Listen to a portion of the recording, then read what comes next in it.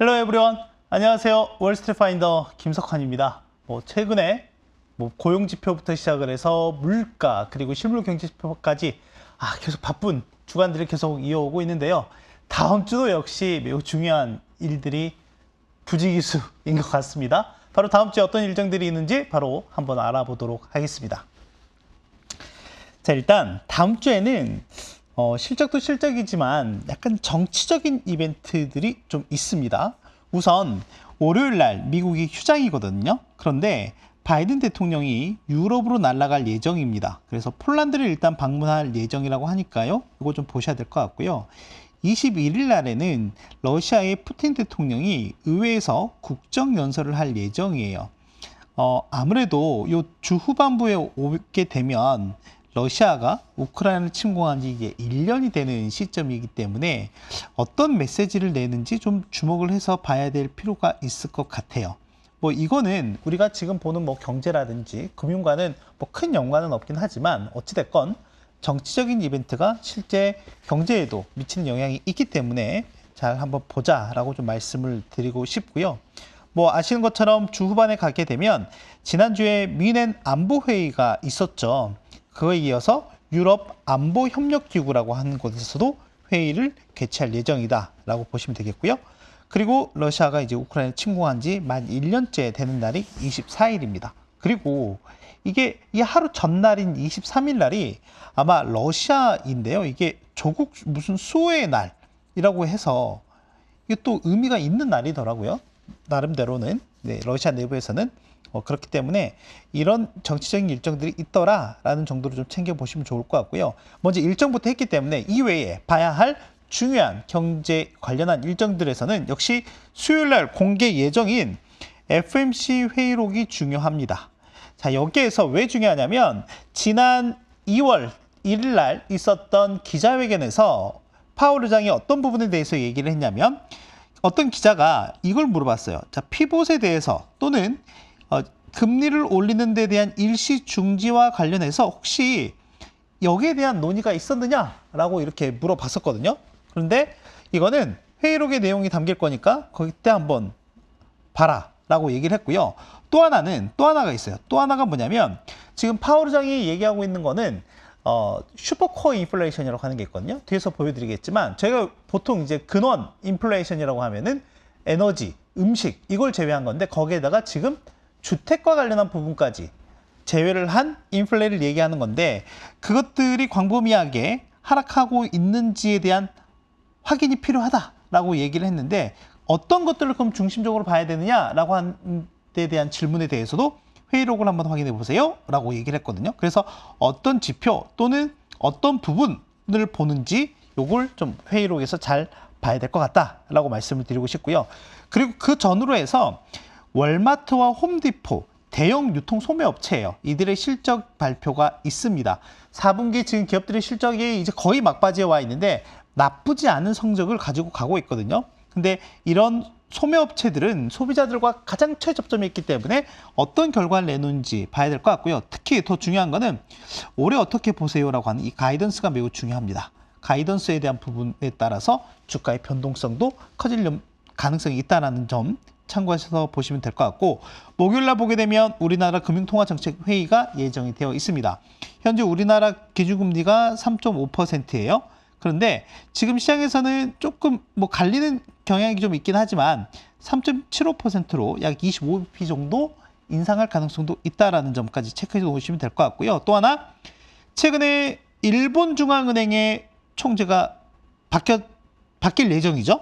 그래서 지금 지명이 됐습니다. 우에다 가즈오라고 하는 현재 그 대학 교수분인데 이 분이 BOJ 총재 후보로 지명이 됐고요. 청문회가 있을 예정이에요.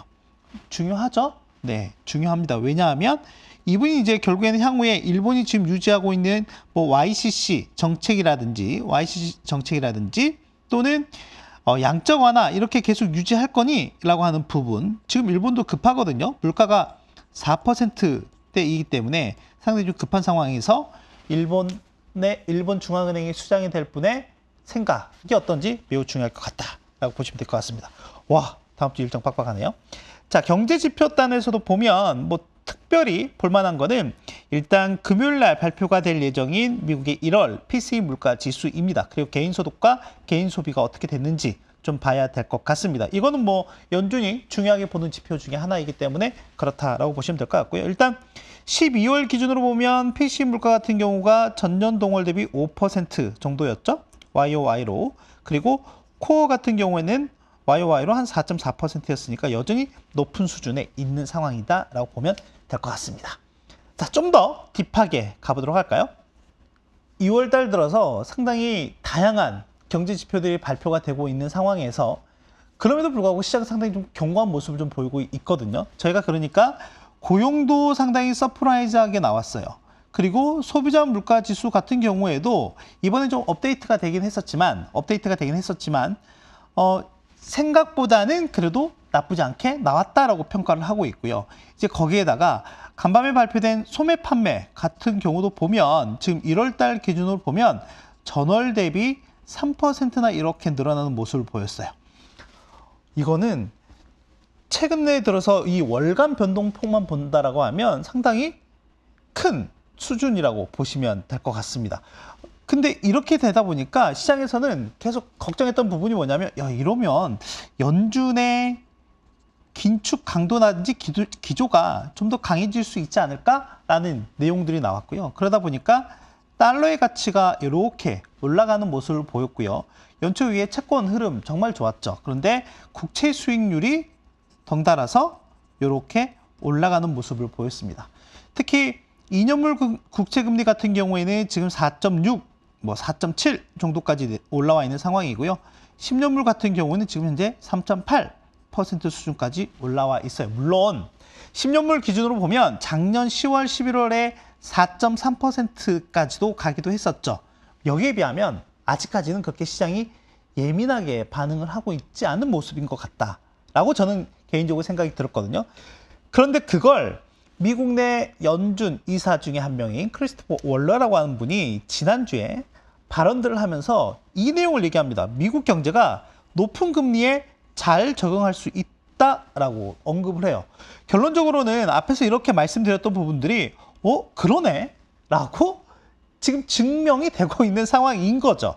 그리고 파월 의장은 한 가지 더 붙였어요. 어떤 걸 붙였냐면 지금 상당히 높은 수준의 인플레이션이 연준이 목표하는 2%까지 내려가는 데 있어서 상당한 경기 침체나 실업률 상승을 동반하지 않고서도 그게 가능할 것 같다라는 얘기를 지난 기자회견에서 했었거든요. 근데 이런 상황에서 본다라고 하면 이러다 보니까 사람들 또는 투자자들, 소비자들 모든 부분에서 상당한 자신감이 올라오고 있는 것 같다라고 생각이 되고요. 이게 어떻게 보면 시장에 투영이 되고 있는 것 같다라고 생각을 하고 있습니다. 시장이 어떻게 반응했는지 한번 살펴보면 일단은 방금 말씀드렸던 국채 수익률을 한번 봐야 될 것 같아요. 제 FOMC 이후, 고용보고서 발표 이후, 소비자 물가지수 발표 이후 이 세 단계를 한번 보시면 될 것 같은데 전체적으로 어떻죠? 매번 데이터가 발표 나올 때마다 이렇게 다 올라갔어요.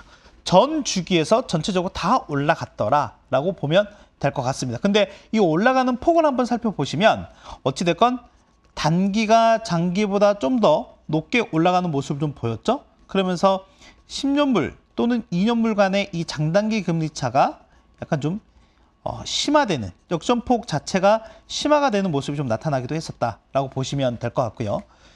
또 하나는 시장과 그동안 연준 간에 약간의 괴리가 좀 있었던 부분들이 있었거든요. 그러니까 무슨 말이냐면 연준은 올해 연말에 5.1%를 예상을 하고 있어 라고 하는데 실제 시장은 올 초만 하더라도 4.75% 그러니까 한 4.7에서 4.8% 이게 너무 갭이 크잖아요.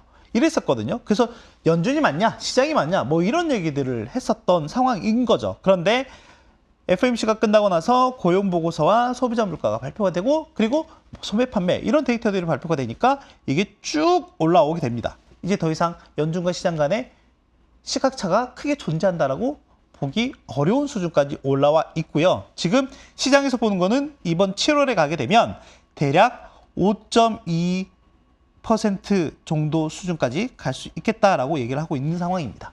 이렇게 되면 실제 연준이 생각하는 것 이상으로 지금 시장에서는 가격을 반영을 하고 있다 정도로 보시면 될 것 같아요. 그래서 실제 어떤 지표들이 되게 강하게 나온다 하더라도 시장이 그렇게 쇼크를 먹는 건 아닌 것 같다라고 하는 게 일단은 제 생각이고요.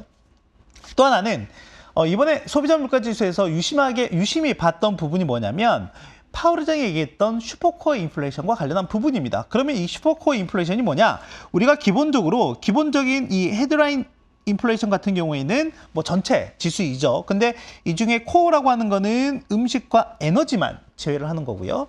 슈퍼코어는 음식과 에너지 여기에다가 정책 반영의 시차가 발생하는 주택과 관련한 이 지표를 제외한 게 바로 이 슈퍼코어 인플레이션이라고 보시면 될 것 같아요. 자, 그런데 이 점선이잖아요. 보시면 어떻죠?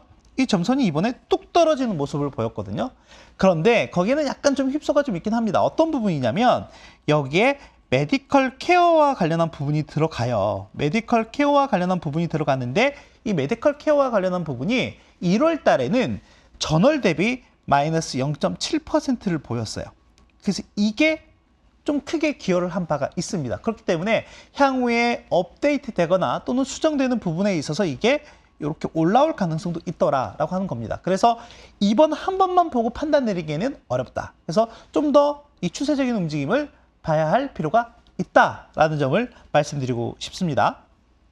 그리고 또 하나는 아까 미국 경제가 높은 금리에 잘 적응을 하고 있는 것 같다라고 말씀을 드렸잖아요. 그게 요 1분기 추정 GDP에서 나오고 있어요. 애틀란타 연은에서 나온 1분기 GDP 나오를 한번 살펴보시면 기존의 2.2%에서 2.4%로 이렇게 상향 조정이 됐는데 간밤에 나온 소매 판매 업데이트 이후에요. 지금 보시면 특히 이 주황색이 개인 소비 지출과 관련한 부분인데 개인 소비 지출의 기여도가 2%에서 2.4%로 무려 0.4%포인트 올라갔어요. 그런데 실제 전체 경제성장률 추정치는 0.2%포인트만 올라갔잖아요. 이게 뭐 때문에 이렇게 떨어졌냐면 여기 밑에 보이시는 재고 때문에 그렇습니다. 재고.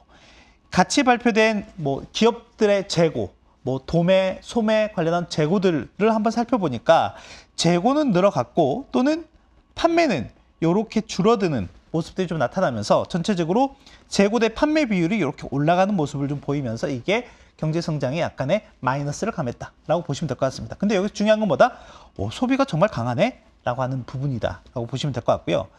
그래서 최근에 실적을 발표한 기업들 중에 소비재 관련한 기업들의 주요 코멘트들을 좀 가져왔는데요. 보시면은 소비자 지출이 정말 강력하다라고 얘기를 하고 있는 대부분의 기업들이라고 보시면 될 것 같습니다. 아마 이런 추세가 계속 지속이 된다라고 하면 정말 앞서 파월 의장이 얘기했던 게 그렇게 허무맹랑한 얘기는 아니구나라고 하는 걸로 이해를 할 수 있을 것 같거든요. 하지만 여기는 좀 더 시간을 두고 제가 좀 지켜볼 필요가 있을 것 같아요. 그리고 또 하나는 지금 2주 연속 계속 시장에서 나오는 얘기 중에 하나가 뭐냐면 바로 부채 한도와 관련한 얘기예요. 여러분들께서도 이 부채 한도와 관련한 얘기를 이미 여러 차례 언급을 들으셨을 거고 조금 투자의 경험이 있으신 분들이라고 하면 2011년 아마 8월을 기억을 하실 겁니다. 네, 이때일 거예요. 이때 미국의 신용 등급이 트리플 A에서 더블 A로 이렇게 S&P 레이팅에 의해서 이렇게 강등이 되는 사태가 발생했는데 바로 이때가 이 부채 한도의 극한의 대치 상황에서 발생했던 거였거든요. 그런데 미국 의회 예상국에서 이런 얘기를 합니다. 뭐냐면 지금 미국의 회계 연도가 보통 10월에 시작을 하거든요. 10월에 시작을 했는데 앞서 한 4개월 동안 보니까 정부 지출이 너무 커. 그래서 적자 폭이 예상보다 빨라질 것 같아. 적자 규모가 더 커져 있는 상황이다 보니까 요게 부채 한도 시기가 좀 앞당겨질 수도 있을 것 같아. 뭐 이런 얘기들을 하고 있는 거죠. 그래서 여기에 대한 경계심이 무릇무릇 올라오고 있는 상황이다라고 보시면 될 것 같고요. 또 한 번 얘기를 합니다. 뭐냐면 이 X데이트라고 하는 거는 채무 불이행에 도달하는 그 시점을 얘기하는 거거든요. 근데 지금 재무부, 옐런 재무부 장관이 있는 재무부 같은 경우에는 이 날짜를 6월 5일로 예상을 하고 지금 관련한 특별 회계 조치를 시행을 하고 있는 상황인데 의외 예상국은 대략 7월에서 9월 정도 이 텀을 봤고요. 월가의 주요 IB들도 보면 대략 8, 9월 정도로 예상을 좀 하고 있는 상황이다라고 보면 될 것 같습니다. 그럼 지금 이거 보여드리고 있는 이 그림은 뭐냐? 이건 바로 미국의 재정 적자를 나타내는 거예요. 미국에 지금 보시면은 전체적으로 현재는 이 정도 수준인데 의회 예상국이 추산을 해보니까 앞으로 이렇게 정부 적자가 이렇게 늘어날 걸로 보고 있는 거죠. 이 말은 무슨 말이죠? 부채 한도 시급하게 올려야 한다라는 걸 의미한다라고 보시면 될 것 같습니다. 이게 대치가 길어지면 길어질수록 정치권도 그렇고요. 시장에도 그렇게 긍정적이진 않다라는 점. 그래서 여러분들 올 상반기에는 이 부채 한도와 관련한 얘기들을 계속해서 업데이트할 필요가 있을 것 같습니다. 자, 정리해 보도록 하겠습니다. 일단은 미국 경제에 대한 자신감이 꽤 있는 것 같습니다. 그러다 보니까 이 연착륙에 대한 기대감이 커진 것 같고요. 이런 자신감은 실제 증시에서도 같이 나타나고 있더라라고 하는 거죠. 그래서 파월 의장이 얘기했던 것처럼 상당한 경기 침체라든지 실업률 상승 없이 2% 인플레이션 회귀가 가능하다. 그 길이 있다라고 얘기를 하는 거고요. 2월 달 들어서 고용이라든지 소비자 물가 지수라든지 소매 판매와 같은 이런 금융, 실물 경제 지표들이 같이 발표가 되면서 상당히 시장이 잘 버티는 모습, 그리고 실제 결과도 상당히 잘 나오다 보니까 경제에 대한 자신감이 꽤 높아졌다라고 보시면 될 것 같습니다. 그리고 또 하나는 크리스토퍼 월러 연준 이사가 얘기했던 것처럼 그러면 지금 경제를 구성한 각각의 주체들이 이 높은 금리에 적응을 할 수 있겠다라는 그런 기대감이 높아지고 있는 게 최근에 나타나고 있는 시장의 움직임인 것 같습니다. 자, 그리고 다음 주에 봐야 될 거는 뭐냐? 월마트나 홈디포와 같은 대형 유통 소매업체들의 실적이 발표가 된다. 그런데 이 실적도 중요하지만 앞으로의 가이던스도 잘 보자라고 말씀을 좀 드렸던 것 같고요. 그 또 하나 수요일 날 발표되는 FOMC 의사록에서 봐야 할 포인트 2가지 말씀을 드렸어요. 연준 위원들 간에 일시중지나 또는 피복과 관련한 그런 내용들이 오갔는지와, 그리고 또 하나는 디스인플레이션이라고 얘기했던 부분, 특히 상품 물가에 대해서도 얘기하긴 했지만 서비스 물가에서의 디스인플레이션을 확인하기 위해서는 어떤 지표들을 봐야 되는지가 바로 이 의사록에서 공개가 될 것 같습니다. 정치적 이벤트도 있다고 말씀을 드렸어요. 바이든 대통령의 유럽 방문이라든지 유럽 내에서의 안보협력기구 회의라든지 푸틴 연설도 있고요. 여기에 러시아가 이제 우크라이나를 침공을 한 지 1년째 되는 날이기 때문에 여러모로 정치적으로도 의미가 있는 한 주가 될 것 같습니다. 와, 다음 주도 정말 많은 일정과 경제 지표들의 발표가 있을 예정인데요. 잘 정리해 드렸으니까요. 다음 주 증시 준비하는 데 있어서 잘 참고하시면 될 것 같습니다. 저는 그럼 다음 주에 또 새로운 모습으로 뵙도록 하겠습니다. 안녕! 바이바이!